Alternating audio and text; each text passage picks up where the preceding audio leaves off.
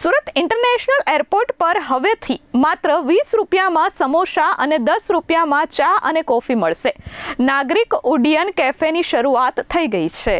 Surat international airport પર મુસાફરી કરનારા પ્રવાસીઓ માટે હવે રાહતના સમાચાર છે. તારીખ 20 ફેબ્રુઆરી 2026ના રોજ કેન્દ્રીય નાગરિક ઉડ્ડયન મંત્રી કિંજરાપુ રામ મોહન નાયડુએ દેશના વિવિધ એરપોર્ટ પર સુવિધાઓનું વર્ચ્યુઅલ લોકાર્પણ કર્યું છે, જેમાં સુરત એરપોર્ટ પર પણ નાગરિક ઉડાન યાત્રી કેફે શરૂ કરવામાં આવ્યું છે.